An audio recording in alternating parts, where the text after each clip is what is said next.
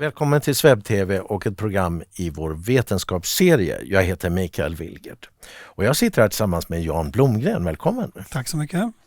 Jan Blomgren är professor i tillämpad kärnfysik och är även expert på kärnkraft. Ja, kort och gott. Ja, och det är väldigt kul att ha det här. Vi ska tala om vårt energisystem i olika aspekter.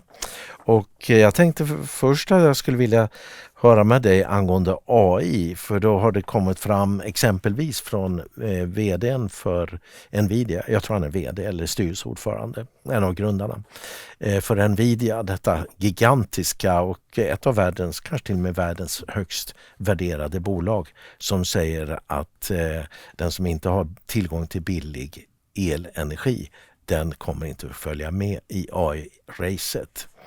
Och det är Jensen Huang som säger det.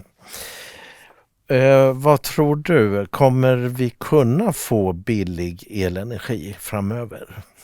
Ja, låt oss först ta upp den kastade handsken kring AI. Om du söker på Mikael Wilgert med Google så går det åt en viss mängd el för att göra det. Om du söker på ChatGPT eller någonting liknande, ett AI-verktyg på Mikael Wilgert, då går det åt 10 gånger så mycket el för att få fram ett svar.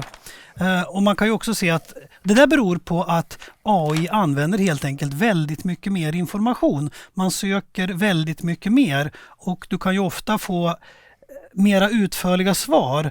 Det vi har sett hittills när vi har googlat, notera ordet här, vad vi gör ett verbet av det hela, det är att då får du ett förslag att det här är 10 intressanta länkar att läsa på. Medan det AI gör att läsa alla de där och sammanställa det hela och säga att det här verkar vara den troligaste förklaringen till det du är ute efter. Och det drar helt enkelt mera el. Det där har lett till att elanvändningen i USA inom IT-sektorn ökar nu väldigt snabbt. Och en väldigt tydlig konsekvens av det är att de stora techjättarna köper kärnkraftverk. Både sådana som är i drift och sådana som planeras och kanske ska byggas, men också nedlagda verk som man återstartar och tar i drift igen. Då kan man fråga sig, varför gör de det då? Jo, anledningen är att traditionella serverhallar för den typ av IT vi haft hittills har krävt några 100 megawatt i effekt. Det vill säga motsvarande en stad av Uppsala storlek kanske. I en enda hall. Jag menar, det är stort bara det. Men det man ritar på nu så är det hallar som behöver 1000 eller upp till 2000 megawatt. Det är alltså hela Stockholms län vi pratar om här, va? Det är alltså storstäders hela elförbrukning som skulle gå till en enda hall. Och då har du problemet med hur får du fram så mycket el? Även om du är i ett land där det produceras så mycket el så ska all denna el in på ett enda ställe. Och det finns alltså normalt sett inte ledningsnät som klarar av det. Och de här hallarna, de vill ha el dygnet runt, året runt, och du ska aldrig ha några avbrott i produktionen. Hur får du till då? Ja, då har man konstaterat att vi behöver nog ha vår egen elproduktion. Den får lov att ligga på tomten intill.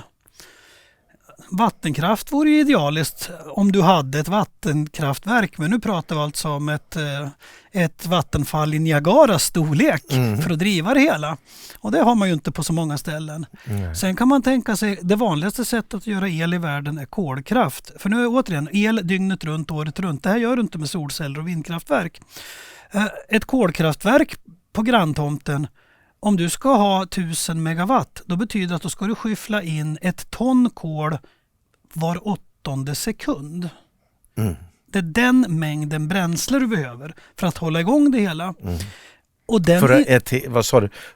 Var det 1000 megawatt? För att få 1000 megawatt el. Och det motsvarar 1000 megawatt. Det är motsvarar ett stort kärnkraftverk i storleksordning. Ett mellanstort kärnkraftverk kan vi säga. Det är ungefär... Det är det man behöver. Det är de 2 reaktorerna i Ringhals var för sig. Då. De är på nästan 1000. Ja. Och den infrastrukturen, för du har ju gissningsvis inte kolbrottet på tomten intill. Nej. Nu ska du alltså frakta 1 ton kol var 8:e sekund på fartyg och järnvägar och skyffla in och så aska ut. Och så. Det är en enorm apparat att lyckas med den saken. Och mycket riktigt är det ju så att ganska mycket av kolkraften i världen ligger granne med själva kolgruvan för att slippa frakta enorma mängder bränsle. Är det mer effektivt att transportera elen i ledningar eller att transportera kolen i fartyg? Om du ser hur mycket man förlorar på vägen. Förlusterna blir ju mindre om du gör el tidigt. Men det kostar väldigt mycket att bygga elöverföring. Så vad som är mest lönsamt, det beror på hur långt du ska. Ska du några få mil, då är det nog billigare att frakta kolet. Ska du till andra sidan jorden, i och för sig. Ska du till andra sidan samma kontinent så är det nog smartare att flytta på elen. Men lika fullt så är det så att då har de kommit fram till vad kan vi göra där vi får så mycket el och kan ha egen elproduktion nära kärnkraftverk. Ja. Därför att de använder ju så extremt lite bränsle. Det rör sig alltså om några lastbilar med bränsle per år istället för 1 ton var 8:e sekund som ska in i anläggningen. Fast det här måste ju vara samma problem som alla kolkraftverk har egentligen. Ja. Jag tänkte på Kina, vi har ju tidigare talat om när vi tittade på det att de projekterade och byggde 2400 kolkraftverk. Bara i Kina. Så att de håller på och skyfflar så här mycket kol. Men de kanske inte är så stora som 1000 megawatt. Men det är väldigt, alltså det är en enorm logistik kring detta. Ja, det är det. Och det är ju ett av kolkraftens stora problem. Sen om vi ska vara lite tekniska här, det finns nästan inget enskilt kolkraftverk, en enskild ugn där man tar ut så här mycket därför att det är så svårt att stoppa in så mycket i taget. Så att stora ligger på ungefär 700 megawatt. Men då har man istället flera stycken. Flera ugnar på ett samma ställe. Visst. Så nu står de här AI-jättarna som står för framtidens teknik, de tvingas välja mellan kärnkraft och kolkraft i stort sett. Ja, i någon mening, och de har ju väldigt tydligt valt då kärnkraft.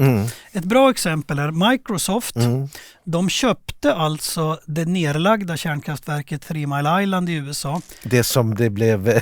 Det som hade en härdsmälta. Ja, inte bara höll på. Det var en härdsmälta 1979. Det var alltså 2 reaktorer på tomten. Det var nummer 2 som fick härdsmältan. Medan reaktor nummer 1, den har gått till för några år sedan. Och då sa ägarna att nej, nu är den här så pass gammal och trött så att vi pensionerar den. Men de hann inte börja riva den innan Microsoft dök upp och sa att om ni röstar upp den här så köper vi all el den producerar 20 år framåt. Här är pengarna på bordet och Constellation håller nu på att rustar och den ska gå igång inom 1 år från idag. Det finns ett antal andra nedlagda kärnkraftverk i USA också som man inte har hunnit börja riva som nu är under upprustning för återstart. Och dels i form av att techbolag har så att säga köpt all elen, dels i form av att ägarna har insett att vi tjänar faktiskt på att återstarta det hela. Men de har inte kastat lyssna blickar på de 6 nedlagda kärnkraftverken i Sverige? Det har undersökts, men de är så illa förstörda så att de är bortom räddning. Det är billigare och enklare att bygga nytt. Men allt det här gör ju då att vi får en diskussion om hur mycket el behöver vi i framtiden. Och här har prognoserna gått från ena till andra hörnet och de kanske går tillbaka till det första hörnet igen. Ja, för om jag får dra mig till minnes, nu har vi inga exakta siffror att visa här, men jag är ganska mitt väldigt klara minne av Energimyndighetens prognoser. De var ju extrema och då pratar man om att dubblera mängden el på ett litet antal decennier. Och då hänvisade man till den här nya gröna teknologin och det var elbilar och det var allting skulle gå med batterier och så här. Och det var stål utan kol. Ja, det var ju den stora volymen var ju där att för alla vätgasrelaterade projekt, eftersom det krävs enormt mycket el för att tillverka vätgas i stor skala genom att dela på vatten. Just det, de kanske hade lyssnat på EU som såg det som ett av sina viktiga strategiska steg att man skulle bygga någon slags infrastruktur. Ingen kan väl anklaga mig för att vara Energimyndighetens största tillskyndare. Men de var inte ensamma, Svenska kraftnät hade liknande prognoser. När den nuvarande regeringen tillträdde, då gick man ut på ett tidigt stadium, det kan hända att det redan stod i Tidöavtalet, att ambitionen var 10 fullskaliga nya kärnreaktorer. Och detta var ju motiverat då utav prognoserna om att vi behöver dubbelt så mycket el som vi har idag. Sen regeringen gick snabbt ner på att säga 4 stycken på ganska kort sikt och option på ytterligare 6 på lite längre sikt. Och jag brukade säga att de 4 första, det var ju att återta det vi har förstört. De är oomtvistliga. Ja, de finns det goda skäl.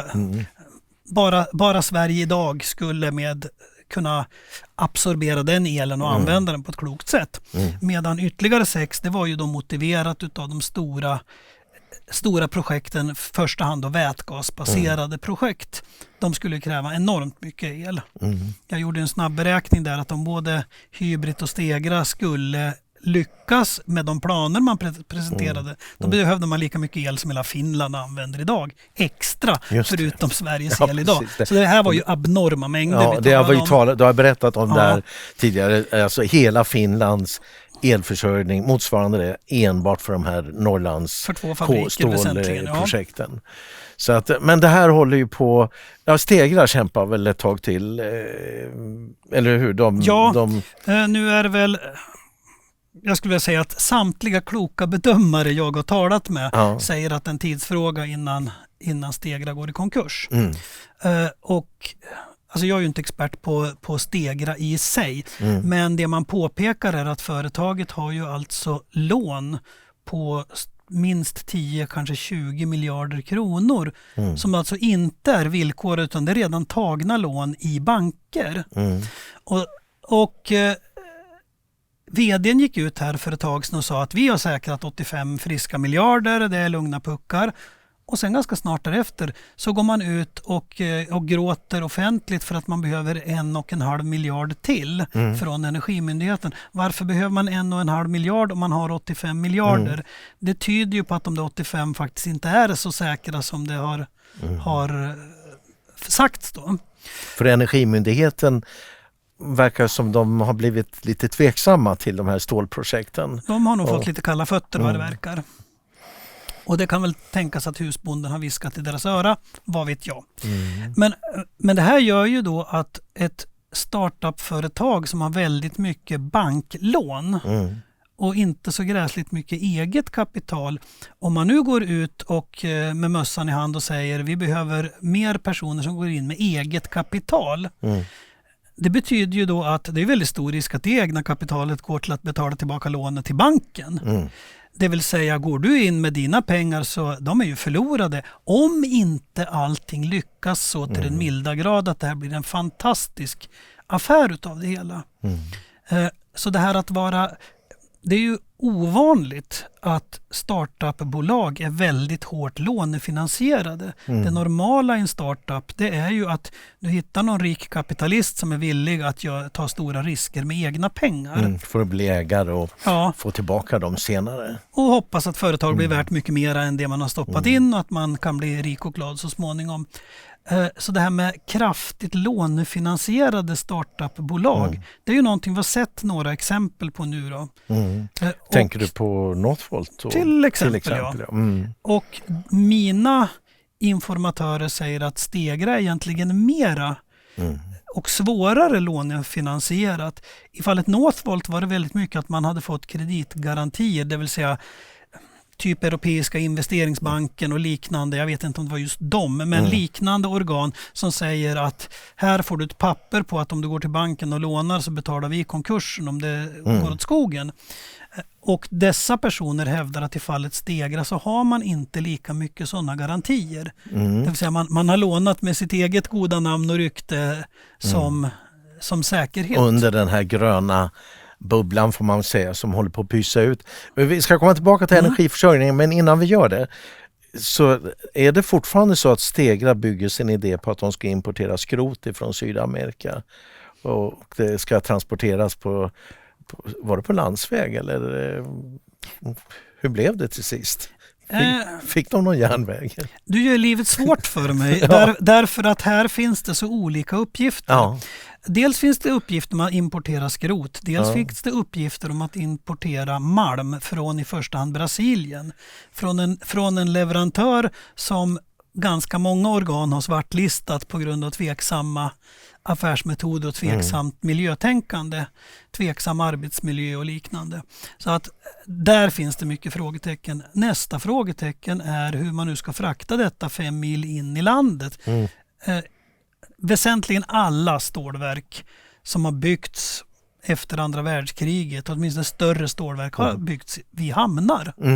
För att kunna dels frakta in, dels frakta ut. Det är ju tungt material där. Och det är ju material med ganska lågt värde per kilo. Så man måste frakta väldigt mycket för att det ska bli någonting.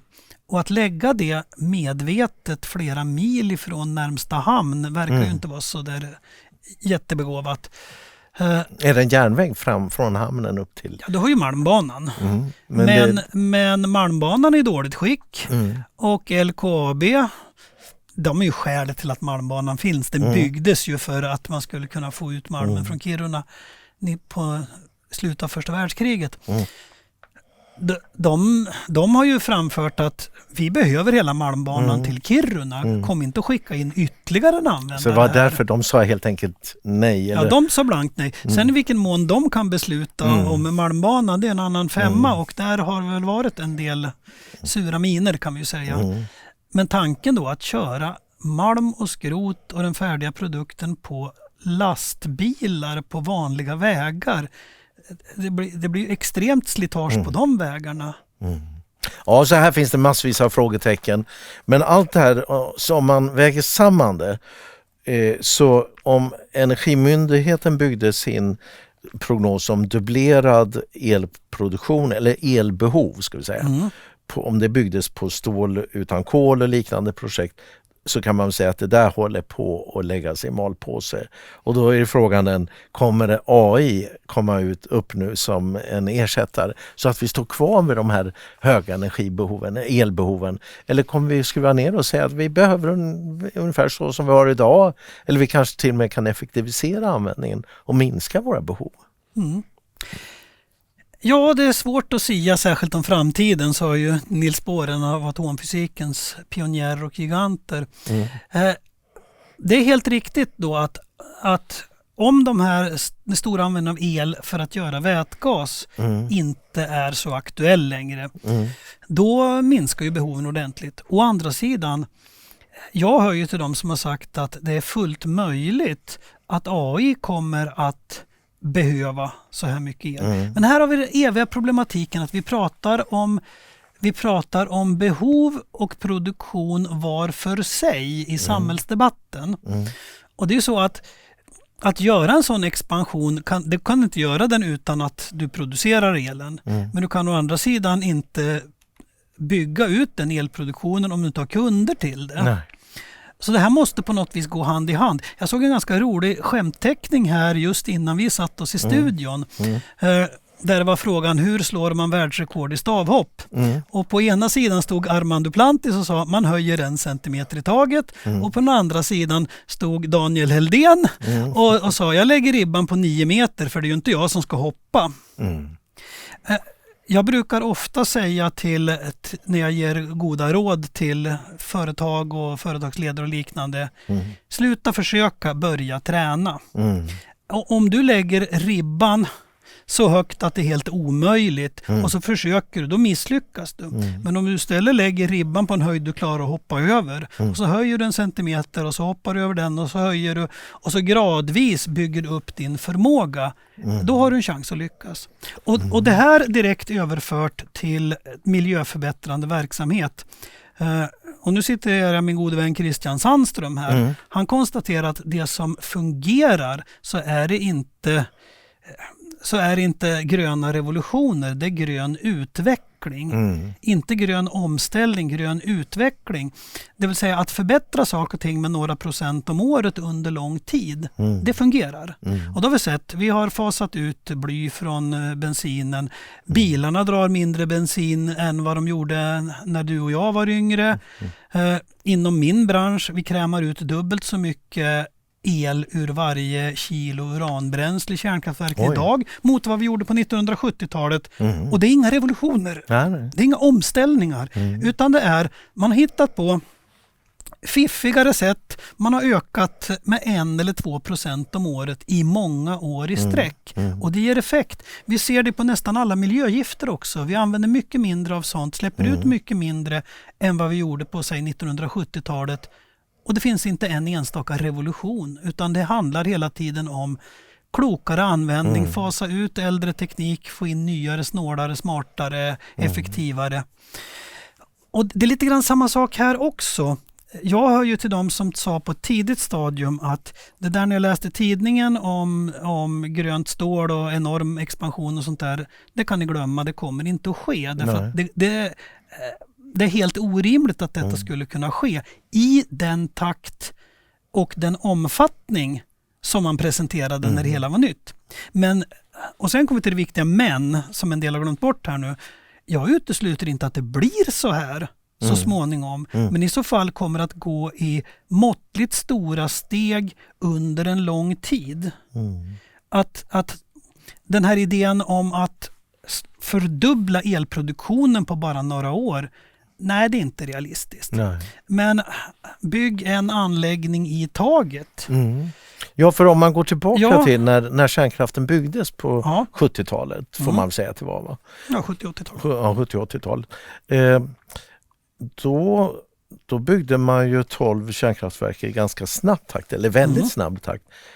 Hade man en överproduktion då? Eller hade man tagit höjd för någonting som man trodde? Alltså att det var ett visionärt beslutsfattande? Eller vad ska man säga? Ja, till att börja med, på den tiden hade vi planekonomi på ett sätt som vi inte har idag. Staten kunde helt enkelt bara bestämma, nu gör vi så här och så blir det så. Va? Vi har inte den situationen på samma sätt idag. Men det här är en bra illustration därför att det man hade då var prognoser om att energianvändning skulle öka med 3% varje år för all framtid. Vi trodde ju att vi levde i den eviga konjunkturuppgången där från slutet på andra världskriget och en bit in på 70-talet tills oljekriserna kom och knäckte den eviga högkonjunkturen. Och det fick fart på kärnkraftutbyggnaden? Ja, det gjorde att de planer man hade från början så var det ju ett helt pärlband längs den svenska kusten. Från den ena skulle man se nästa och så. Nästa plan för 24 reaktorer i Sverige och så småningom bantade man ner det hela till att bli 12. Men när de 12 då sen byggdes så byggde man egentligen 2 för många utifrån behoven där och då. Det hade räckt med 10 för att möta Sveriges elbehov då. Och det gjorde att vi fick en överproduktion av el från 1985 och framåt. Och du kanske kommer ihåg att då var det populärt att ha eluppvärmda hus och liknande. För elen blev ju så billig eftersom det fanns mer än det fanns köpare till. Man till och med uppmuntrade folk att ha direktverkande el istället för olja. För ja, det var oljan man ville bli av med, oljeberoendet. Ja, och oljan hade ju 10-dubblat sitt pris från 1972 till 1980 ungefär, va? Ja, det var till och med mer än så. Jaha. Och det gjorde att det var ju en enorm belastning på ekonomin att importera olja för att elda upp den. Och då var det smart då att använda el för att värma hus, vilket ju annars inte är ett särskilt ekonomiskt sätt att använda den fina energi som el är till något så simpelt som uppvärmning. Idag har vi ju behovet av dem där. Så att det som har skett under tiden är ju att vi har skaffat oss effektivare sätt att värma våra hus så att denna el istället kan användas till klokare saker, typ industriproduktion och men det är en väldigt intressant fråga, för du säger då hade vi planekonomi, det gjorde att vi byggde för många kärnkraft, vi fick mer än vad vi behövde, men det i sin tur gjorde att priserna blev ju väldigt förmånliga. Då är frågan, var det en viktig orsak till vår ekonomiska tillväxt som vi inte åtnjuter idag på samma sätt? Det kan inte uteslutas. Och du har en parallell här också. Jag bodde i USA i början på 1990-talet, så jag kommer ihåg när Bill Clinton blev vald till president. Hans presidentperiod hade man ju en fantastisk utveckling av ekonomin. Det var ungefär enda gången som USA inte hade budgetunderskott och så, va? Och Bill Clinton har fått liksom ett gott rykte bland ekonomer. Men det vi också ska komma ihåg var att det här var den tid då tekniken för skiffergas slog igenom, shale gas, fracking, att slå sönder. Det var ett nytt sätt att få upp gas ur marken. Man kunde få ut mycket mera gas ur gasfyndigheterna än man kunde tidigare. Och det där gjorde ju alltså att USA under framförallt 90-talet fick ett enormt inflöde av jättebillig fossil gas. Det boostade ekonomin. Ja. Så det kanske ändå är någonting som man skulle väga in i det här. Vi kanske skulle inte hålla på och vara så försiktiga med våra framtidssatsningar. För det här är ju så långsiktiga projekt. Man kanske skulle ta i lite. Men då kanske vi skulle ta det ur våra gemensamma tillgångar. Ja. För det gynnar hela samhället. Jag har ju vid något tillfälle sagt att jag skulle vilja skriva om Vattenfalls uppdrag. Istället för att uppdraget Vattenfall ägs ju till 100% av svenska staten. Ja. Och det betyder att om Vattenfall gör vinst så kan de lämna ett bidrag till statskassan.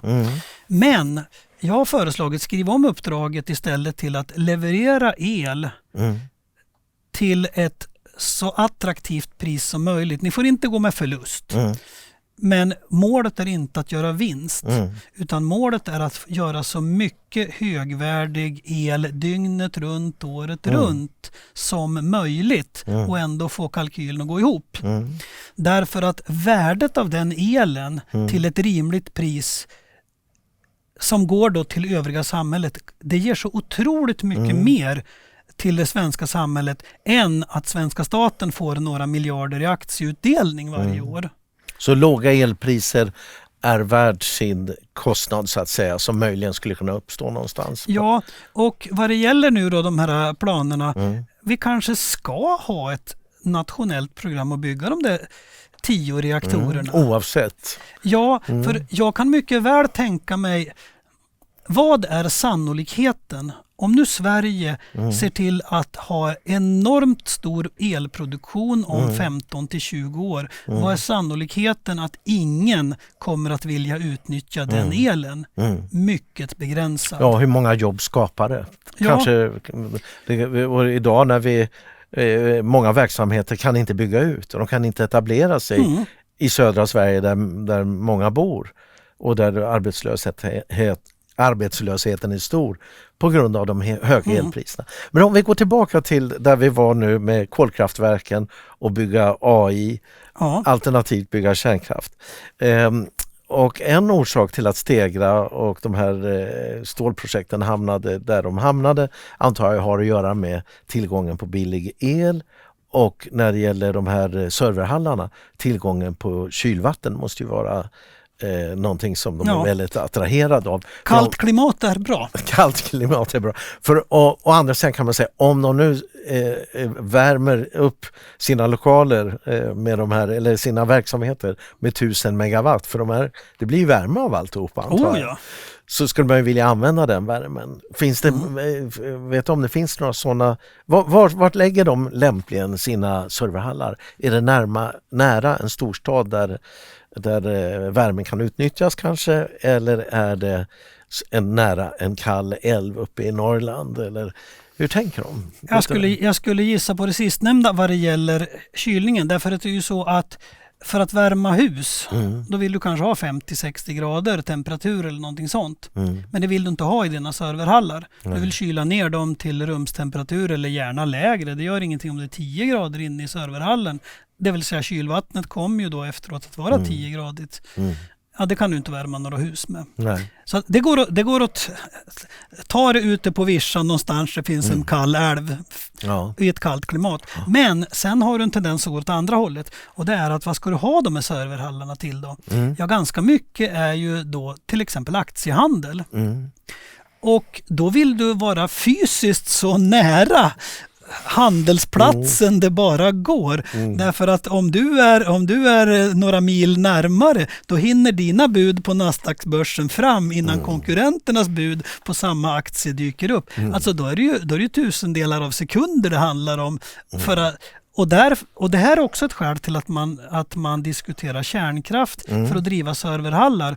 Därför att man vill kunna lägga den rimligt nära stora populationscentra. Och i USA då, vill du vara inom 10 mil ifrån New York? Ja, det finns platser där du kan lägga kärnkraftverk, men det är närmast hopplöst att hitta någon plats där du kan lägga ett kolkraftverk med hela den transportproblematik du har. Ja, intressant. Och det här med närheten till börsen, där det kan ju handla om kanske nanosekunder och varje meter är en ytterligare fördröjning. Så att, men då låter det som att om vi vill vara med i den här AI-frågan och ha AI-serverhallar i Sverige, då måste fram el och det måste fram snabbt. Och det måste fram el som kommer dygnet runt, året runt. Ja. Sån el måste man ha. Och då är frågan, är det viktigt för oss? Kan inte vi, för det här data, som så när man googlar, man skickar lite data någonstans, kan inte det lika gärna gå till Kina där de har billig el baserad på kolkraft? Ja, vill vi att Kina ska sitta och ha global monopol på informationsteknologi, så är ju det en utmärkt idé att lägga alltihop i Kina. Om vi vill att det kinesiska kommunistpartiet ska kunna gå in och styra vilka resultat vi får när vi söker ut på nätet, ja, då är det en utmärkt idé att lägga det hela i Kina. Men om vi inte vill det, så kan det ju vara en ganska bra idé. Och om det är så att vi vill betala dyrt för de här tjänsterna och komma sist i kön och därmed få sämre utveckling av våra ekonomier än annars kunde ha fått, ja, då är det en utmärkt idé att det inte ligger i Sverige. Men om det är så att vi vill vara med i det här racet och gärna ligga i framkant för att prata politik. Vi har ju situationen att inte en enda utav de stora AI-företagen har ju huvudkontoret i Europa. Nej. Och det finns ju skäl till det. Det stora skälet är ju att Europa energimässigt är inte attraktivt. Det är dyrt och man har inte den elsäkerhet, den tillgänglighet på el som man vill ha. Utan det är först hand USA som håller på att vinna det racet. Ja, och sen är det väl också Europa har så mycket lagar nu. Man försöker begränsa yttrandefriheten och det är alla de här koldioxidreglerna och allt sånt som gör naturligtvis att det blir dyrare att vara här. Så det är ju en fråga naturligtvis. Vi kanske skattar bort oss från den här möjligheten. Ja, men jag tror ännu mer att vi reglerar bort oss. Att vi har regleringar som gör det så krångligt. Att det är inte attraktivt att vara här. Men jag brukar ju säga det att antag nu att Sverige sa att nu tar vi och bygger massivt med ny planerbar elproduktion på chans. Alternativt att vi redan nu skriver avtal med användare. Men då ska vi inte göra som förra gången. Förra gången när vi attraherade utländska företag till att ställa serverhallar i Sverige. Då hade man ju frågat inkompetenta konsultföretag som hade talat om att det här kommer ge 30 000 nya jobb i norra Sverige och liknande. Det är dumheter. Det blev några ABAB-vakter som fick jobb för det hela. Ja, för serverhallar i sig, där är ju datorerna som jobbar. Visst, du har inte människorna egentligen. Men det vi ska göra i ett sånt läge så är det ju att se till att inte sälja ut våra naturtillgångar och vårt land utan att få någonting för det. Utan det ska ju vara saftigt bra betalt. Vi ska tvinga att det finns ett ägarföretag som finns och skattar i Sverige och liknande. Vi måste ju sätta tumskruvar på dem, på de här investerarna. Så att detta ger redan i det första ledet, det vill säga det är en sak, vi gör elen, vi säljer den dyrt men på långa kontrakt till internationella techjättar. Vi tvingar dessa att ha en verksamhet i Sverige så att vi får svenska jobb och de betalar skatt i Sverige på olika sätt och vis. Vi måste ha det på plats. Och sen är ju den här frågan, Du säger det, om vi har kinesisk AI, om vi säger att det är kinesiska programmerare som har tagit fram den här, så kan de ju lägga in villkor som gör att man påverkar resultaten. Sen är frågan om vi har amerikanska programmerare eller någon annan förhoppning att vi skulle ha en egenutvecklad AI, det kanske är orimligt, eller vad finns det, eller kan det vara så nu med öppen AI, alltså att öppna källkoder och så vidare, vi faktiskt kan bygga upp en egen kompetens i det här? Det här är kanske en svår fråga som vi kanske... Ja, det är nog andra bättre att besvara, men det jag kan konstatera är att jag tror inte det finns av eller på 1 eller 0 här. Nej. Utan man kan tänka sig olika nivåer också.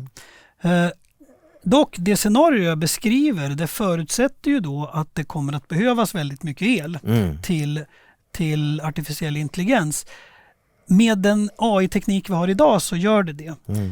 Men det går ju inte att utesluta när smart geni kommer på något väldigt effektivt sätt att göra chippen annorlunda så att de faktiskt inte drar så mycket el.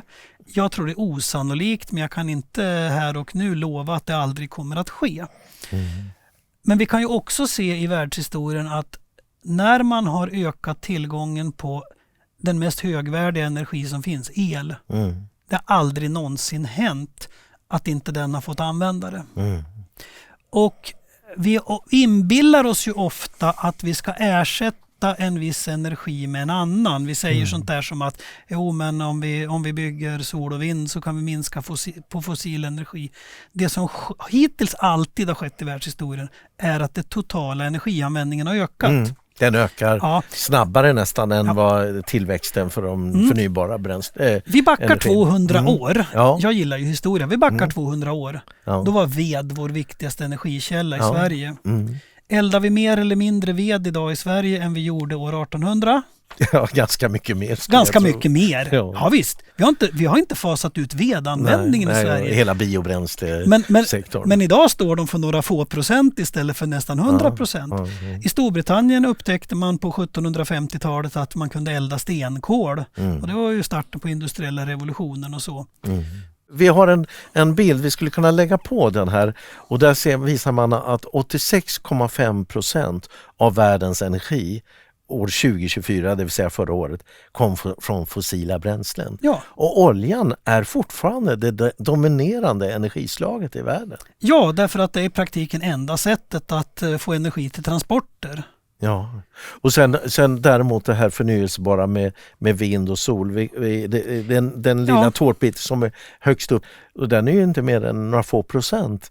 Och sen är det vattenkraft och kärnkraft som tillsammans inte är mer än 13,5%. Så vi är kvar i det här fossila. Fast vi har hållit på att prata så mycket om grön omställning. Ja, och vi pratar väldigt ofta i procent. Och i procent så är det så att fossila bränslen har legat mellan 80-85, någonting sånt där. Va? Och det har det gjort sedan millennieskiftet. Nu ett kvarts sekel. Så det har inte blivit någon skillnad egentligen? Nej, men den totala energianvändningen i världen har ökat med nästan 50%. Inte riktigt, men där i krokarna. Så att det som händer är ju då att vi bygger ny energikapacitet, men den går ju åt i samma ögonblick som var byggt den. Den trycker inte bort annan energiproduktion. Så allt expanderar. Men det här du säger egentligen, vi kanske skulle vara visionära när det gäller nu detta med att vi har att elen i sig skapar så mycket jobb, möjliggör så mycket jobb. Kanske inte i serverhallar i första hand, men om vi har egen AI, då kanske det ger större anledning att utveckla AI och att använda AI. Och då kanske Pågen kan få bygga ut sitt bageri i södra Sverige. Ja, då kommer de kunna få göra det utan större problem. Alltså, stor tillgång till el möjliggör ju så mycket annat. Ja. Men finns det, för nu pratar vi ju statliga pengar egentligen. Och vad kostar kärnkraftverk i runda slängar? Säg 100 miljarder för en reaktor, alltså 1000 miljarder för 10 reaktorer. Så 100 miljarder, det är storleksordning den summa vi lägger på Ukraina, har lagt så här långt på Ukraina. Så att det är ju pengar som vi har kunnat avvara utan att det har varit någon större åtstramning någonstans som vi har märkt. Så att börja med 1000 miljarder, då börjar det bli mycket pengar. Det börjar bli mycket, men det ska inte fram över en natt. Nej. Utan det är utspritt över kanske en 10-15 Det är 10 år, årsperiod. så det är 100 miljarder om året. Ja, i 10 år i sträck då. Mm. Ett annat sätt att säga är ju att det är ju ungefär det vi har lagt på vindkraftsutbyggnaden har ju handlat om storleksordningen 100 eller ett par 100 miljarder kronor i form av subventioner och investeringar tillsammans. Totalt under hela den här uppbyggnaden. Ja, visst. Mm. Så att det skulle kunna vara ett förslag till våra politiker att genom att satsa 100 miljarder om året så skulle vi kunna säkra upp oss för att vi faktiskt har el och kan möjliggöra AI-drift och vi kan möjliggöra de arbeten och sysselsättningar som kan komma av att man har tillgång till el. Med klok politik behöver du inte betala någonting egentligen. Därför att det är så mycket pengar inom IT-sektorn och det är lite ont om bra saker att investera i. Vi är i den märkliga situationen nu idag i världen att det finns mer riskvilligt kapital än det finns vettiga saker att lägga hela på. Så man lägger hela på sånt som även investerarna själva tycker är tveksamt. Att få en samling IT-företag att lägga upp 100 miljarder om året under en 10-årsperiod, om de visste att detta leder till att om 10 år så har de 1 gigawatt per skalle att leka med. Skulle det kunna vara ett annat alternativ? De skulle kunna att bolagen går hela samman och säger okej, vi kan inte sitta och vänta på politiska beslut utan vi beslutar själva och vi satsar in 100 miljarder om året tillsammans för att bygga de här 10 kärnkraftverken. Alltså du vet inte hur rätt du har. Det sitter alltså i detta ögonblick ett antal industrigrupper, stora företag som överväger att lämna det offentliga elsystemet. Det vill säga det är företag med stora elbehov som sitter och räknar på möjligheten att vi lägger våran anläggning här, ni lägger eran där 1 mil bort och vi lägger en tredje här, så att inom några mil från varann och så lägger vi en elproduktion mitt i alltihop. Vi bygger ett eget elnät, ett eget stamnät blir det faktiskt, för det är ju enorma effekter vi talar om här, som de facto är frikopplat från stamnätet. Ja, sen kanske vi har en tåt över då till det nationella nätet för att kunna skicka överskott och få lite hjälp när det skiter sig. Men man diskuterar alltså att bygga egna elnät. Så det här är någonting som pågår i Sverige också? Jag vet inte om det gör det i Sverige, men jag vet att det görs i andra länder i världen. Skulle något av de här gamla kärnkraftsplatserna, skulle någon av dem kunna upplåta sig för sådana här saker? Eller är allt det här redan inbokat för de planer som regeringen har? Det vore inga som helst problem därför att alla de svenska kärnkraftsplatserna, inklusive det nedlagda Barsebäck, alla designades ju för många fler reaktorer än man verkligen byggde. Så de kanske har tillstånd redan? Eller inom räckhåll i varje fall? Ja, men utrymmet finns och infrastruktur finns. Så i princip vore det möjligt. Och då finns kylning och då kanske kylning finns till serverhallar och annat också. Det finns en hel del. Jag menar, drömmen vore ju Barsebäck. Eftersom jag har flugit över Barsebäck och insett vad mycket plats det finns här. Och det finns en hamn och det finns elanslutning till nätet och så, om man kunde få återta verksamhet där. Och den ligger ju 2 mil ifrån Köpenhamn. Det är ju perfekt vad det gäller att få till en regional utveckling. Ja, det här är fullt av tips nu till olika beslutsfattare, men du säger att det här skulle kunna vara privata initiativ och det kanske är den snabbaste vägen. Problemet är inte att få fram det här kapitalet. Nej. Problemet är att från den politiska världen ge så stabila och säkra villkor så att kapitalet vill satsa. Och jag får ju ofta frågan, är det inte för dyrt att bygga kärnkraft? Inga privata vill ju finansiera. Och jag säger, nej, det är inget problem i sig. Problemet är politiken. De här summorna vi pratar om här för att bygga kärnkraftverk, det är ju summor som flygbolag lägger när de ska köpa nya flygplan. Men de är inte rädda för att efter nästa val så får de en flygminister som heter Daniel Helldén och som förbjuder civil flygning. Det är de inte rädda för. Men de som vill bygga kärnkraftverk, de är livrädda för att de har en energiminister som heter Daniel Helldén som förbjuder dem att bygga färdigt anläggningen och att de då har förlorat sin investering. Det är den politiska risken som stoppar utvecklingen av Sverige. Men där är det lagförslag på gång att man ska kunna få skadestånd i ett sånt läge. Då. Ja, och det har vi haft tidigare i Sverige. Och den lagstiftningen har sedan då ändrats och delvis tagits bort. Och nu är det snack om att försöka återta det hela. Jag tycker det är ett lovvärt initiativ. Jag är en stor vän av privata ägande och marknadsekonomi. Samtidigt kan jag konstatera att jag har svårt att se hur sån lagstiftning ska kunna bli vattentät.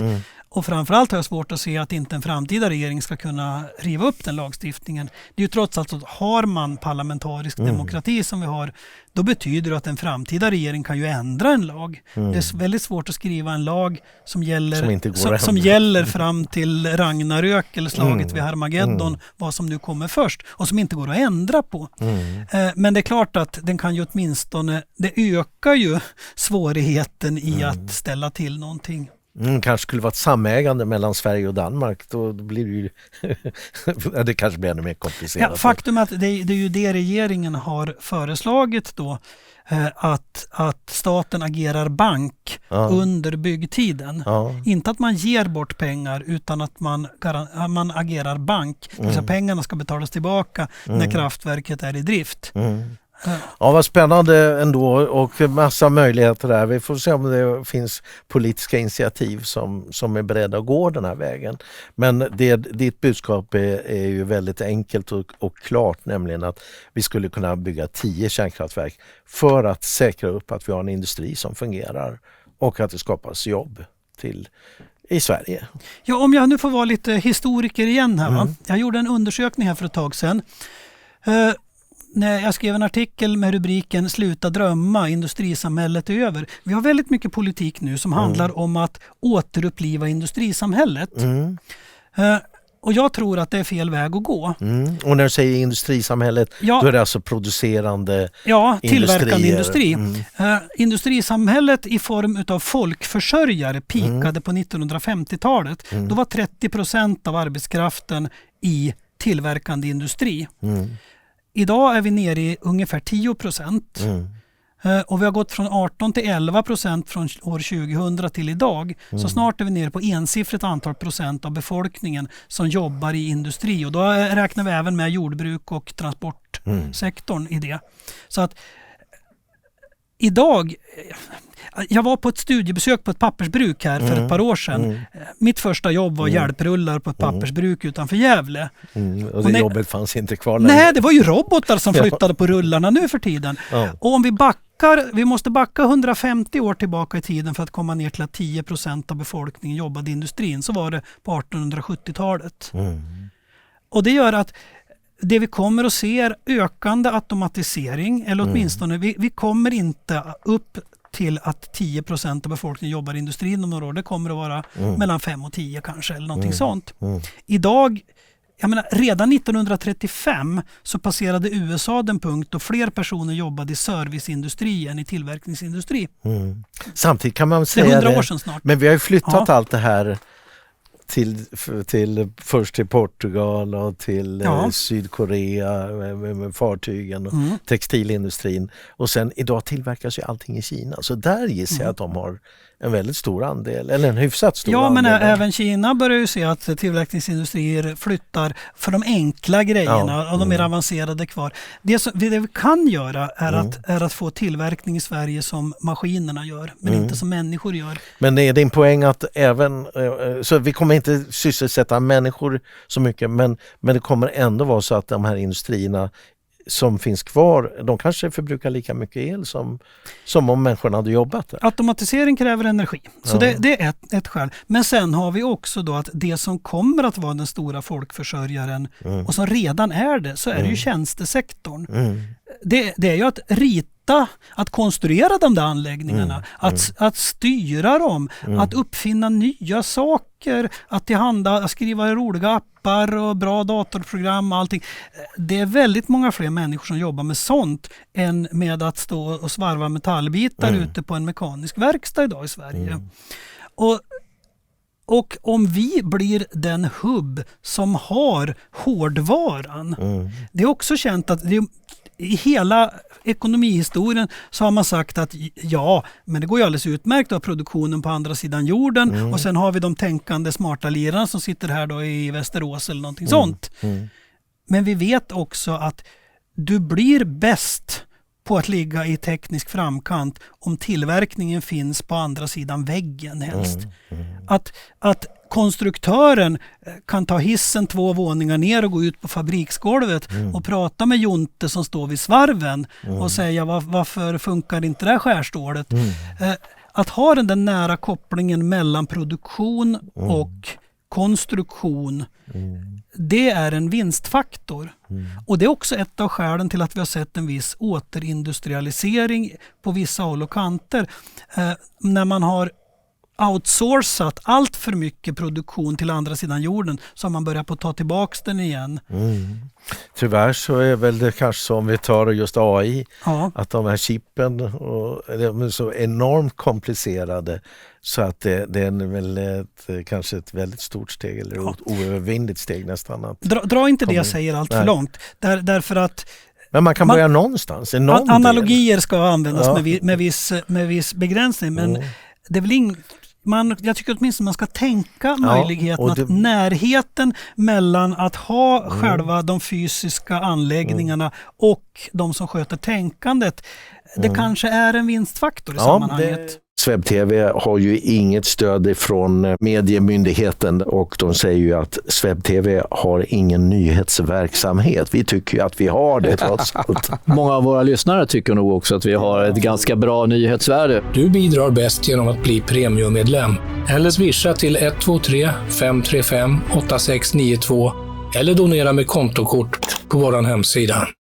Pollen, damm och väderomslag kan orsaka tryck i bihålor, trötthet och irritation i luftvägarna. Quercetin förekommer naturligt i lök, äpplen och bär och kan mildra dessa besvär samt bidra till bättre cirkulation utan att göra dig trött. Finns på butik.swebtv.se. Precis, och vi får se vad som händer nu. Det var ju Nvidias chef här och diskuterade väl med Wallenberg tror jag om att sätta upp något center i Linköping. De skulle göra någon stor AI-anläggning. Så att det skulle vara kul om vi är med på något litet hörn i varje fall och gör någon liten programvara i de där delarna. Jag måste fråga dig, om vi släpper nu detta med AI, vi kan bara konstatera det behövs enormt med elenergi om vi ska vara med och husera sådana anläggningar. Men nu har Vattenfall sagt att de är intresserade av små reaktorer. Du har tidigare sagt att vi behöver 4 stora reaktorer som ersätter de gamla nedlagda i södra Sverige. Men nu säger Vattenfall, de tror på små reaktorer och då har de pratat med Rolls-Royce som ju har erfarenhet av att göra reaktorer för fartyg, säger man. Vad är dina tankar kring detta? Är det en bra väg? Ja, till att börja med, man har låtit 2 koncept gå till final. Det ena är Rolls-Royce, det andra är GE Hitachi. Det sistnämnda, GE Hitachi, där finns det snarlik teknik med det vi har i Forsmark och Oskarshamn. Och Rolls-Royce, det är snarlik teknik mot de 2 reaktorer som är i drift idag då i Ringhals. Så ur den synvinkeln, om man ska bygga i Ringhals, att få något som är snarlikt det man redan har, det pekar ju mot Rolls-Royce. Och vill man ha något som är snarlikt det som 2/3 av kärnkraften i Sverige, då pekar det mot GE Hitachi. Och när du säger snarlikt, det är någon viss kärnfysik kring det, eller? I det ena fallet kokar man vatten till ånga in i reaktorn och i det andra fallet så värmer man vatten in i reaktorn och kokar det till ånga utanför reaktorn. Jag brukar säga att det är lite som bensin- och dieselbilar. Motorn är lite olika men båda har en ratt och ett hjul i vardera hörnet och en växellåda och så. Så att det är Likheterna är större än skillnaden, men det finns en liten skillnad i hur motorn är utformad då, så att säga. Nåväl, Rolls-Royce, här finns det ju en problematik. Och det är att de har varit duktiga på att bygga reaktorer för framdrivning av militära fartyg i Storbritannien. Hangarfartyg, ubåtar och liknande. För där har man stora fördelar av att man har en reaktor ombord. Nu är det bara det att den typen av reaktorer du har kan du inte ha i civil verksamhet. För det normala i militära tillämpningar, det är att bränslet i reaktorn är uran av kärnvapenkvalitet. Oj. Du får helt enkelt mera fräs och det håller väldigt mycket längre. Du behöver inte byta bränslet lika ofta som du gör i civil tillämpning. Du kan köra många år på det. Jag menar, ett hangarfartyg idag, ett nybyggt, de kör ju i 38 knop. Det går utmärkt att åka vattenskidor efter det 400 meter lång båt med 200 flygplan ombord. Det är helt fantastiskt.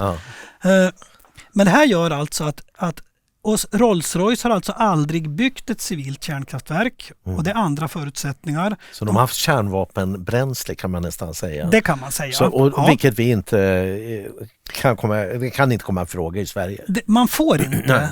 Det finns internationella avtal som säger att har du den höga halten uran-235 i bränslet, det får du inte ha om du inte är en kärnvapenmakt. Och Sverige har skrivit på de avtalen som ett sätt att minska kärnvapenspridning i världen. Så då ska de ska helt byta tekniskt spår egentligen? Ja, alltså, reaktorerna blir snarlika men man måste rita dem lite annorlunda och du har ett annat bränslet har lite andra egenskaper och så. Men de har alltså aldrig byggt på en civil marknad. Deras enda kund har varit den brittiska flottan. Men man sa ju att det här var ett så säkert spår. Jag tror till och med de sa det att de kände sig så... Det här var liksom ett lågriskprojekt. Ja, det är en bedömning man kanske kan göra. Men det är låg risk i så mått att klart det kommer att lyckas. Det är inte så enormt stora skillnader. Det är lite grann som att säga om du går till Volvo och säger att du får obegränsat med pengar och får ta hur lång tid som helst. Kan ni bygga en bil som väger hälften så mycket? Ja, det kommer de ju att klara. Det vet man ju. Frågan är vad den kommer att kosta och hur krångligt det kommer att bli och så. Det är klart det kommer att lyckas. Och det är samma sak här. Det är ingen tvekan om att Rolls-Royce klarar av att bygga en civil fungerande reaktor. Men de har inte gjort det. Nej, men det är till fasta priser de här projekten eller vem tar den ekonomiska risken? Priserna, alltså det finns ju inget kontrakt, det är inget förhandlat eller någonting. Nej. Alltså, nu har man kommit så långt att man säger att vi fortsätter diskussionen med de här två. Men de har ju sagt att det här jag vill minnas ganska säkert att de har sagt att det här var så bra för det är så låg risk och det är så liten osäkerhet i tidplan och så här, utan det här är liksom... I så fall så har man baserat detta på PowerPoint-presentationer och inget mer än så. Därför att det här är ju någonting man hoppas, men att man hoppas betyder ju inte att det är sant. Det vill säga, tanken är ju då att om man bygger lite mindre reaktorer än de ganska stora vi har byggt de senaste 30 åren här i världen. Om man bygger dem lite mindre, då skulle man kunna bygga stora delar av det hela inomhus i en fabrik någon annanstans och sen skeppa till slutplatsen och bygga ihop det på plats.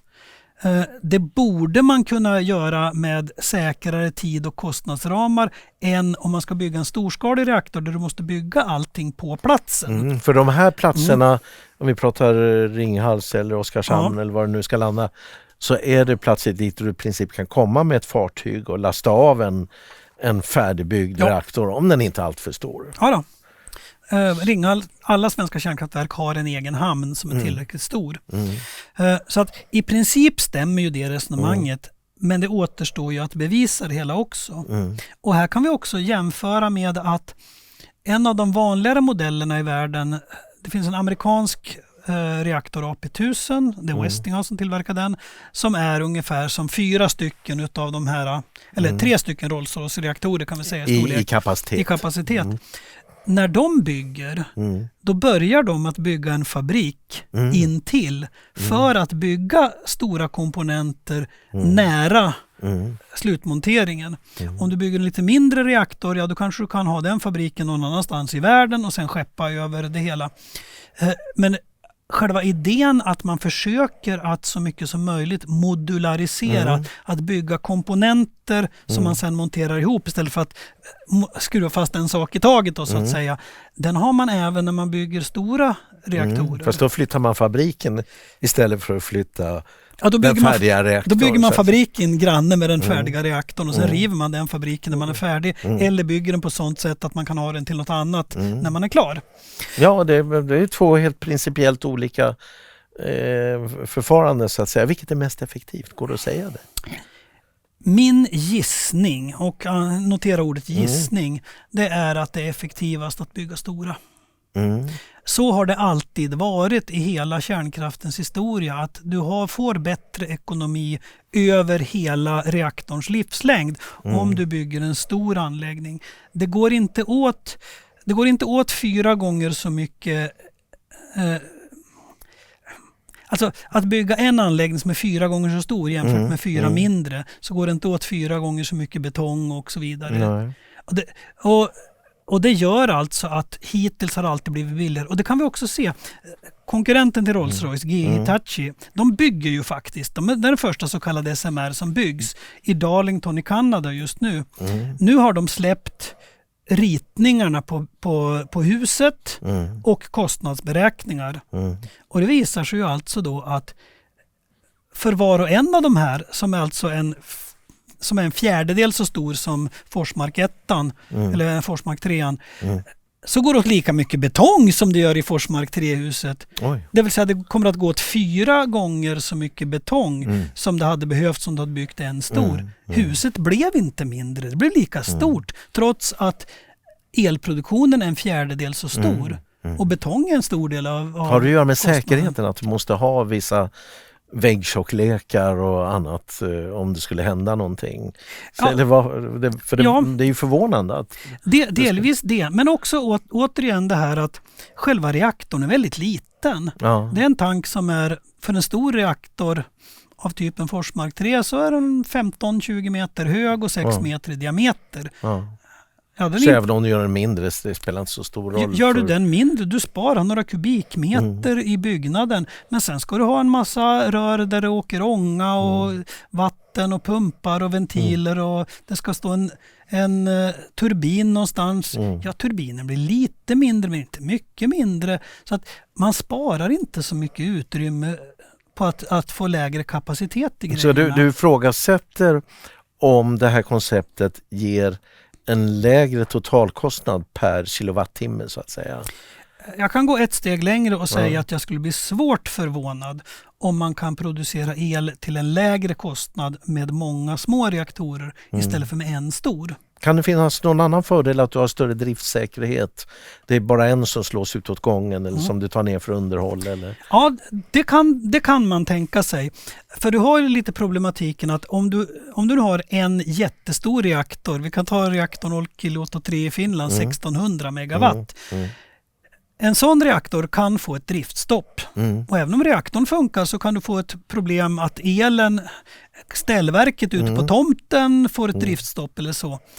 Då måste du sitta och ha så mycket el i beredskap att kunna kasta in för att inte elsystemet ska hamna i gungning. I Sverige gör vi det genom att hålla vattenkraftverk i beredskap, att släppa på mera ifall vi förlorar mycket elproduktion någonstans. Och det är klart att har du många lika stora anläggningar, då kan de vara backup åt varann. Så det kan finnas möjligen en där kan det poäng finnas där. fördelar, ja. Du kan också vara i situationen att när du gör ett driftstopp för att byta bränsle, då tar du på nummer 1. När det är klart så tar du på nummer 2, så tar du på nummer 3 och så tar du på nummer 4. Då förlorar du inte så mycket el under de driftstoppen. Medan idag är ju då att när du tar en stor reaktor i drift, Oskarshamns 3 som är den största svenska, då förlorar du väldigt mycket under en ganska lång tid. Där finns det fördelar. Och de fördelarna skulle kunna infrias redan nu, va? Om man bygger. Sen finns det hypotetiska fördelar. En hypotetisk fördel vore ju att de är ganska lagom stora till att placera ut på strategiska punkter i svenska elnätet för att få det tryck man vill ha så att elen hamnar på rätt ställe och så. Men att göra det i praktiken, att vi skulle behöva ha en i Hallsberg och vi skulle behöva ha en borta i Borgvik i Värmland och det skulle vara fint att ha en där uppe i Norrland och så vidare. Det tror inte jag på. För då måste du liksom etablera kärnteknisk anläggning på många olika ställen geografiskt. Det tror jag inte kommer att ske. Men hur är det med kompetensen då? Om man säger så här, du får väldigt många anläggningar. De här är ju fortfarande, så att säga, om man säger ur säkerhetssynpunkt så är de ju fortfarande känsliga.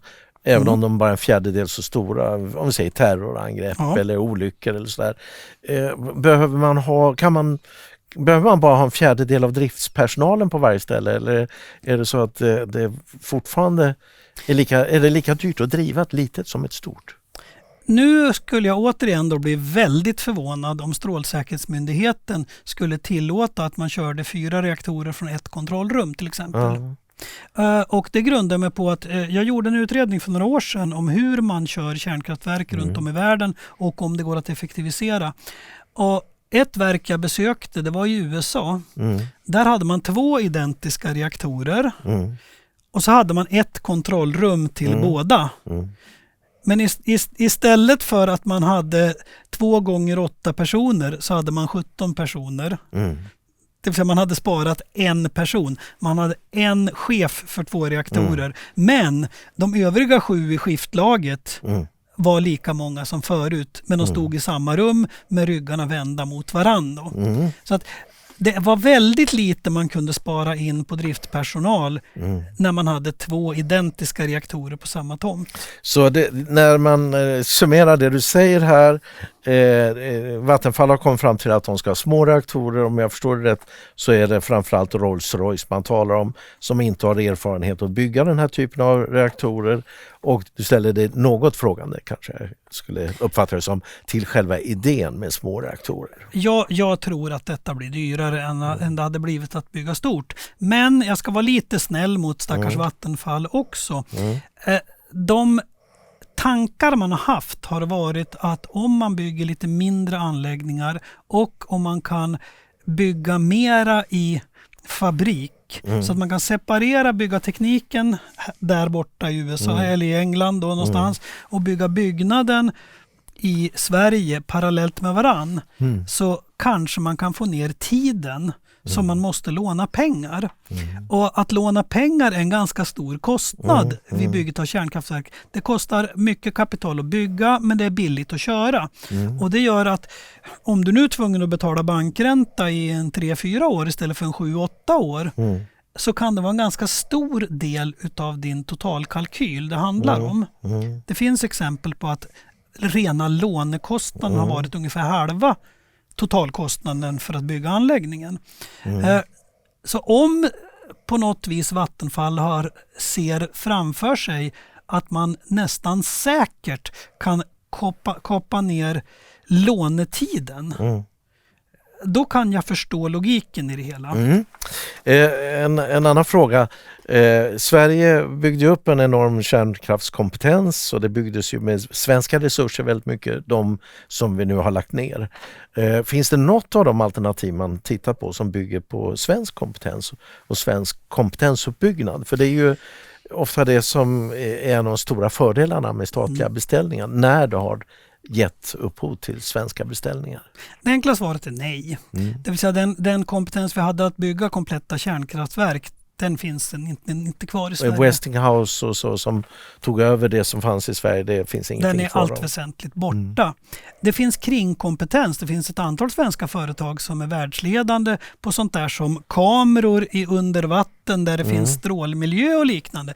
Där finns det ett antal aktörer. Men för de ser det ju lika bra till kärnkraftverk över hela jorden att de är just svenska. Det struntar kunden i. De vill ha bra kameror. Va?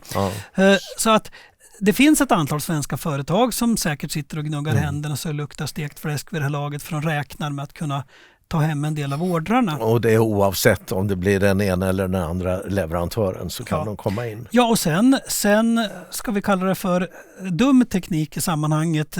Sånt där som gjuta betongen och liknande.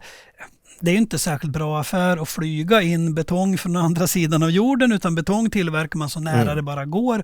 Så lokala betongleverantörer kan nog se fram emot goda möjligheter här också. Låt mig komma tillbaka till det här med Vattenfall och kostnaden. För det finns en liten joker som ingen har pratat om här i sammanhanget. Och det är att Vattenfall har en ansträngd kassa. I så motto att de har redan en massa lån. För andra projekt de har gjort, de har byggt en massa vindkraft och allt möjligt annat. Va? Och det gör att om de ska gå till banken och låna några 100 miljarder för att bygga stora, fina, nya kärnkraftverk, då ryker deras så kallad AAA-rating. Då kommer de att nedgraderas som låntagare. Det betyder att då får de betala mera i ränta på de lån de redan har. Trots att det är statligt? Jajamän. Och det är ju trots att det är ett aktiebolag. Va? Och även om det är statligt så då får de betala mera i ränta på lån de redan har. Och då kan man ju tänka sig att okej, om vi bygger ett fjärdedel så stor reaktor så att vi får hosta upp med kanske inte en fjärdedel, men inte riktigt lika mycket pengar, då kanske vi inte blir lika hårt nedgraderade och måste betala lika mycket ränta på lån för sånt som vi redan har tagit. Så det kan finnas sådana finansiella aspekter. Och notera, Vattenfall har en vd som är en finansperson. Ja, jag tänkte vi skulle stöka av några andra frågor här innan vi avslutar. Vi behöver runda av här. Men inget kan vara intressantare än SMR. Nej, det håller jag med om. Naturligtvis. Men det finns en sak, det kom en stor artikel här i Dagens Industri angående koldioxid. Och nu ligger man verkligen i startgroparna här för att börja pumpa ner koldioxid under den norska havsbotten utanför Norge. Och där har vi talat om tidigare att Stockholm, vad heter de? Stockholm Exergi. Ja. De ska ju satsa på detta och Energimyndigheten har släppt till 20 miljarder. Och regeringen avdelar 36 totalt, varav 20 nu då är allokerade. Ja. Så här ska det pumpas ner koldioxid i marken och de liknar det här vid den norska månlandningen. Ja, det var väl Stoltenberg som sa det. Ja. Det är ganska roligt därför Ursula von der Leyen, hon sa ju att vätgas, det var ju liksom Europe's Man on the Moon project. Ja, så där med månlandning dyker upp lite nu och då. Ja, just det. Och vi kommer då med månlandning så här 50 år efteråt, för det är det väl nästan. Hur som helst, vad säger du om detta att pumpa ner koldioxiden? Tror du att det här att det inte är lönsamt? Det har de ju redan kommit fram till. Trots att de ska få betalt närmare 1000 kronor kilot för varje kilo koldioxid. Men kommer det här vara görbart överhuvudtaget? Tekniskt är det troligen görbart, men jag har väldigt svårt att se att det här ens kommer att genomföras. Jag råkar känna till att det fanns ett liknande initiativ för 15-20 år sedan, någonting sånt, där en del svenska företag var inblandade att ta hand om koldioxid och lagra i Norge. Så att frågan om det inte är på samma plats till och med. Så det här är ju någonting som har kommit och gått. Det här är inte första gången man har tänkt tanken. Och på den tiden jag jobbade på Vattenfall, och det är 15 år sedan, så var man ju långt gångna i att göra detta i östra Tyskland. Eftersom man då hade brunkolsanläggningarna där och såg framför sig att för att få köra dem i framtiden så måste vi nog göra något annat än att bara släppa ut koldioxiden. Och man hade ju tagit fram en teknik som funkade rent tekniskt. Men sen fick man aldrig tillstånd att stoppa ner den koldioxiden i backen, för tyskar, de är ju ängsliga. Deutsche Angst. Av säkerhetsskäl? Ja, lokalbefolkningen där, de sa, vad är det här för läskigt och farligt? Det här ska vara under fötter och sådär. Så att man hamnade i samma problematik som man har med kärnkraftsavfall och liknande. Människor tycker det är obehagligt helt enkelt. Ja, och när det gällde kraftverket i Värtan, där var ju Lidingöborna rädda för om det blev ett läckage här, då skulle den här koldioxiden kunna driva över till Lidingö och kväva ortsbefolkningen där. Ja. Så att det här är ju, det är ju lite komplicerat, för de säger ju att det ska, först är det ju nedkylt och med jättehögt tryck, och sen så ska det värmas upp till rumstemperatur eller havstemperatur, och sen ska det pressas ner på jättestort tryck med 120 bar. Men det är ju, så vitt jag förstår, inte alltså havstrycket på den nivån. Frågan om det är... Ja, men det stämmer ganska bra, va? Det kanske är det ökar ju med 1 bar var 10:e meter. Ja, det kanske ska ner ungefär på 1200 meters djup. Ja, och då blir det 120 Det ska ner på det djupet. Visst. Så det här är ju gigantiska rörledningar som ska föra ner detta då. Ja, och att det trycket, det är klart det drar ju el att köra de pumparna. Så att när Vattenfall höll på och försökte trycka ner i backen i östra Tyskland, då fick man ju fram att ungefär 1/4 av den el man producerade i kolkraftverket skulle gå åt bara till att trycka ner koldioxiden på slutet. Så de måste kanske bygga ett stort kraftverk där ute, eller ha, för det här ligger ju 10 mil från land. Så då får de ha elförsörjning kanske från land då, för att driva allt det här. Du har summerat varför jag inte tror att detta någonsin kommer att realiseras. Nej, och de har ju börjat, men de kallar det fortfarande för en pilot, även om de har lagt ner miljardbelopp, för att, som jag förstår det, så är det enormt dyrt. Men då kommer vi in på en annan fråga, och nu så säger EU-kommissionen, tror jag det är, att man ska kunna hemligstämpla gröna projekt. Så om det här går med stora förluster eller hur det går, det kanske kan bli hemligstämplat. Det går väl inte att utesluta. Det har ju varit en ganska inflammerad debatt här, där ett antal kunniga personer har rent ut sagt sågat lagförslaget som ska tillåta en viss hemligstämpel av en viss typ av så kallat gröna projekt då. Och det är juridiskt kunniga personer har konstaterat att det här är ingen bra idé alls i ett land som har offentlighetsprincip. Det strider egentligen mot vår grundlag. Men sen har vi i Sverige ingen konstitutionsdomstol. Så vi har ingen domstol som prövar huruvida lagar är förenliga med vår grundlag. Och det har vi tidigare här fått förklarat att det kan varje domstol själva ta beslut och pröva. Ja, men därför att vi inte har en konstitutionsdomstol. Och det gör också då att varenda liten tingsrätt kan ju göra sig själv till konstitutionsdomstol, och sen får någon överklaga det hela till en hovrätt och i sin tur överklaga till högsta domstolen. Då blir ju de då som i praktiken fyller den funktionen. Har man motiverat varför man skulle hemligstämpla gröna projekt, och just gröna projekt?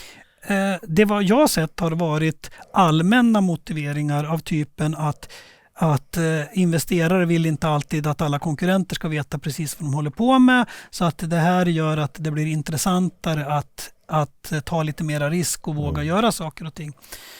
Medan kritikerna till hela konstaterar att hade vi haft den här typen av lagstiftning för Northvolt och liknande, då hade de hunnit bränna ännu flera miljarder innan konkursen kom. För det leder osökt tankarna in på Northvolt, och jag tänkte vi kunde avsluta med att kommentera detta med Lyten då, eller Lighten kanske de kallas. Det är ganska roligt om man uttalar det som Lyten. Ja, för att de vill inte tala om vem som äger Lyten.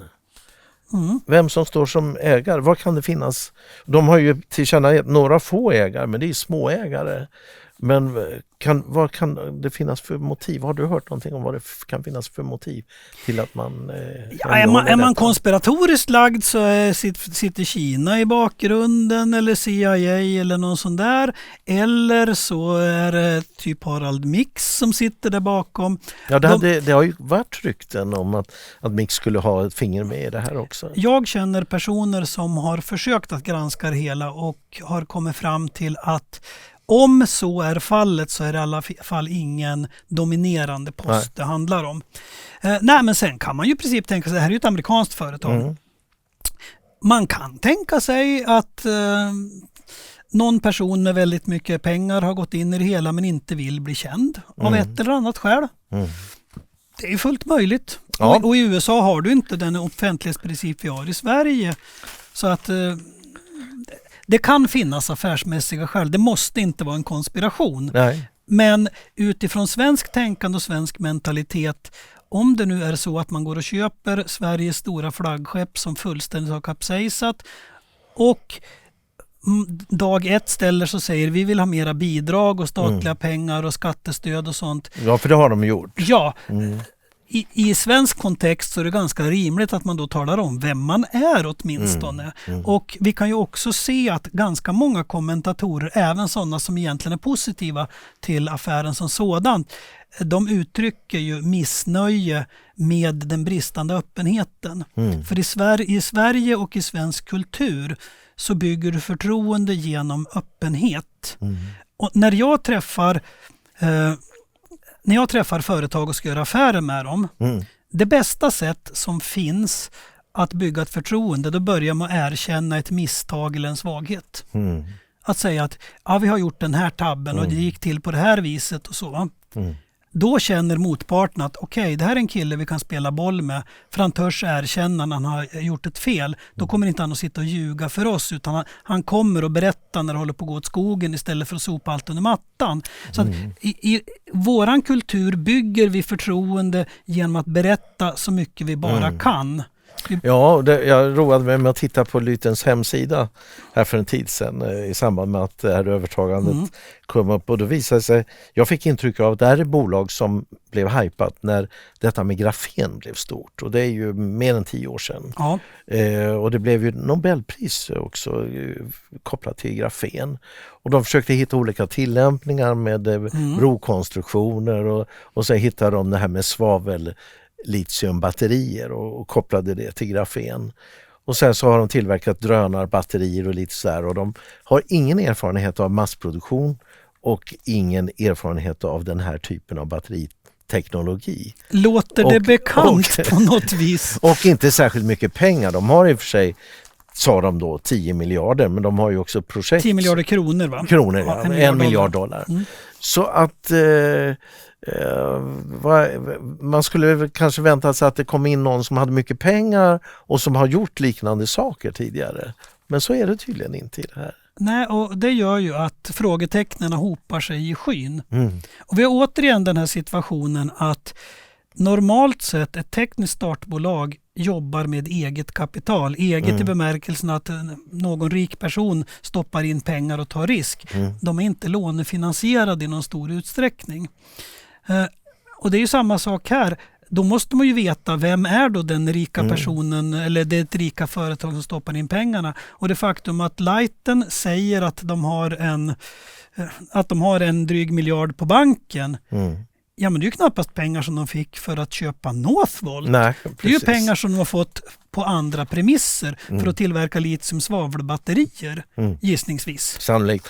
Men nu så kom det här en artikel om att väldigt få Northvoltare får stanna, och det är 30 stycken av de här 1500 som kommer från tredje land, så är det 30 stycken som har fått jobb via beredskapslyftet. Vad skulle du säga, har vi lyckats få in någon kompetens kopplat till Northvolt? Jag kan inte avslöja min källa, men jag känner personer som har ganska god inblick, som då har varit och gjort affärer med, kan man säga, och tillhandahållit tjänster och så, varit underleverantörer och så. Och de konstaterar att nej, man har i väldigt stor utsträckning importerat inom stationstecken billig arbetskraft från länder som Indien och liknande. För där kan man få tag i tekniskt duktiga personer med lägre lönekrav och så. Och det den här personen säger är att det fanns en outtalad tanke inom Northvolt-sfären att anställ inte en massa svenskar, för de ställer en massa frågor av typen hur 17 ska det här fungera, men det här går ju inte vägen och så. Va? De var så kritiska, utan det var det bättre att ta personer från andra delar av världen som inte kunde kosta på sig att vara kritiska, för då skulle de få sparken och vara tvungna att åka hem igen. Det stämmer ju faktiskt väldigt väl med den person som kontaktade oss och som berättade att det var en väldig röra i den verksamheten. Han jobbade ju på Northvolt när det byggdes upp dessa jättestora lager av sopor helt enkelt. För det var så mycket som kasserades. Och att de här cheferna som var tillsatta, de löste inga problem. De verkade mest hålla på att intrigera och de jobbade inte på svenskt sätt och de var inte svenskar heller. Och kommunicerade inte med varandra. Jag känner till att det finns mer än ett svenskt konsultföretag. De som normalt sett hyr ut personal, ingenjörer och liknande då. När ett annat företag ska utveckla någonting eller ha behov eller så. Som inte hyr ut sin personal till Northvolt. Och inte gjorde det innan konkursen heller. Därför att de hade så dåliga erfarenheter. Deras teknikkonsulter, de ville inte stanna. Efter en månad så bad de att få bli befriade från uppdragen. För det var så dålig organisation och dålig arbetsmiljö. Det säger ju allt. Och är det någon där ute som skulle vilja berätta mer om vad som händer där uppe i Skellefteå, så är ni jättevälkomna. Ett sätt att kontakta oss är ju att skicka ett mejl till info@swebtv.se. Och vi håller naturligtvis alla uppgifter internt utöver det som vi kommer överens om att publicera. Men det är många varningsflaggor kring det här Lyten-projektet. Ja, definitivt. Och det som också har kommit fram nu, det var affärsvärlden har dykt ner och konstaterat att i Northvolt var det mängder med människor som gick in som aktieägare också. Småsparare som till och med belånade sina fastigheter och köpte aktier. Ja, det var väl i första hand den egna personalen. Man hade väl en gräddfil för den egna personalen att det här skulle vara exklusivt. Så de fick optioner att köpa aktier. Men de fick inte optionen att sälja dem när sen några av de här storägarna sålde. Då kunde inte småspararna sälja. Nej, upplägget var ju då att det här skulle vara exklusivt. Så att det här var ett sätt att få personalen att vara ännu mer dedikerad. Och det tycker jag i princip är rätt. Att personalen ska få vara med och dela på värdeökningen. Det tycker jag är rimligt. Men om man då gör det så att du kan bara sälja internt, då kan du bara sälja till en annan anställd. Det är inte alldeles lätt för gemene man att gå och köpa och sälja aktier. Det är ju inte något man gör dagligdags om man inte är professionell investerare. Särskilt inte om det håller på konkurs. Ja, och vad jag har förstått så hade man utlovats eller åtminstone ställts i utsikt att säg 2 gånger om året skulle man ha en särskild runda att ni som vill köpa hör av er och ni som vill sälja hör av er, så att man då kunde köpa och sälja internt, men att det aldrig blev av. Och det har gjort en hel del anställda väldigt olyckliga i plånboken. För då kunde de inte sälja av. Inte ens de som insåg att det här håller på att gå åt skogen, de kunde inte sälja. Ja, vi kanske får stanna där nu. Hinner vi inte tala om EUs satsning på vätgasinfrastruktur, men där har allting tystnat, så det finns inte så mycket mer att säga om det kanske. Ja, vi kan ju se att EU skulle ju anslå 430 miljarder euro, alltså nästan 500 miljarder 5 000 svenska miljarder svenska kronor till vätgasprojekt. Det var ju den stora grejen här, va? Och nu är det väl egentligen bara ett enda stort projekt kvar, och det Stegra i Boden. Medan alla de traditionella ståltillverkarna, ArcelorMittal, Salzgitter, ThyssenKrupp, de har lagt ner sina vätgasbaserade projekt, och Hybrit går på sparlåga. Det är inte officiellt. Det är pausat. Det är pausat, eller går på sparlåga kan vi säga då. Så att, och det är en massa andra sånt där med flygbränsle, med väte. Det är många sådana projekt som har kraschat. Vattenfall har lagt ner sitt i Forsmark. Det är egentligen bara Stegra kvar nu som är ett stort vätgasprojekt i Europa. Så vi får väl se vad som händer. Det får vi göra. Stort tack Jan Blomgren för att du ville berätta om alla de här sakerna. Tackar. Du bidrar enklast genom Swish eller bankgiro. Eller bli gärna månadsgivare genom periodiska överföringar från ditt bankkonto till vårt bankkonto. Det är också möjligt att betala med kreditkort genom att trycka på knappen Donate på vår hemsida. Du hittar alla kontouppgifter längst ner på hemsidan swebtv.se. På vår hemsida kan du också anmäla dig för att få mejl. Vi använder vår mejllista endast för att informera om våra program och annat liknande.